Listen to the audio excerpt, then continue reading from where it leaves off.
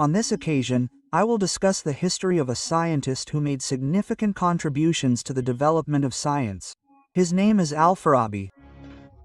My purpose in presenting this history is simply to broaden our knowledge so that we can understand the history related to Muslim scientists of the past. Let's get straight to the point. Al-Farabi may be unfamiliar to some. He was a well-known Islamic figure for his contributions to science. For those of you who have studied Islamic philosophy, this name will certainly be familiar. Al-Farabi is a prominent figure in Islamic philosophy. In fact, the science of Islamic philosophy itself was introduced by this philosopher and scientist.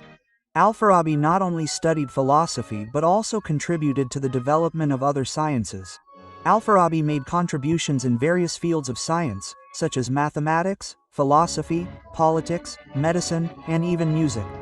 It's no wonder his numerous works and thoughts are still frequently referenced today. Al-Farabi's full name is Abu Nasr Muhammad bin Tarkhan.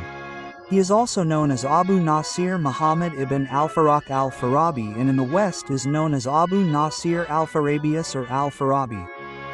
Al-Farabi was born in Farab, Kazakhstan in 872 AD.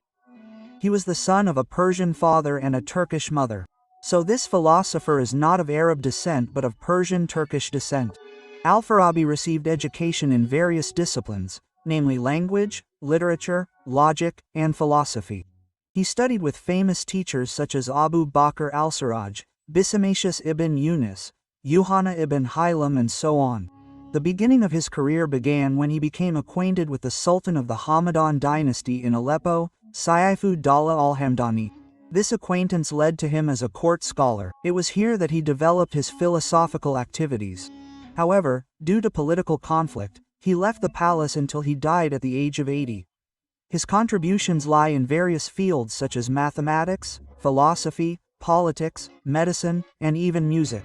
However, what is most known and identified with him is his brilliance in the field of philosophical scholarship.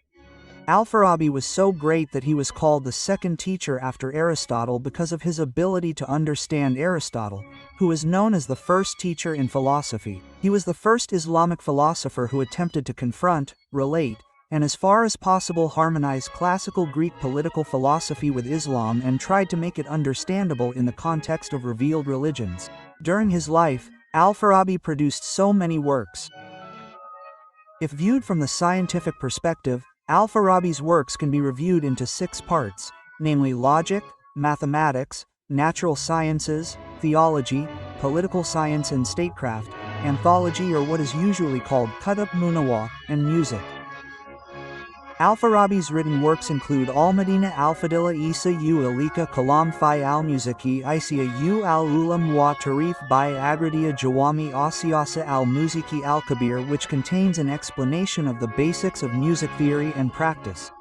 Al-Farabi's most famous work is Al-Madina Al-Fadila, a term referring to the main city or state. It discusses the attainment of happiness through political life and the relationship between the best regime, according to Plato, and divine Islamic law. Al-Farabi's political philosophy, particularly his ideas about the ruler of the main city, reflects a rationalization of the Shia teachings of Imamate. That concludes my presentation. I hope it is useful and broadens our horizons.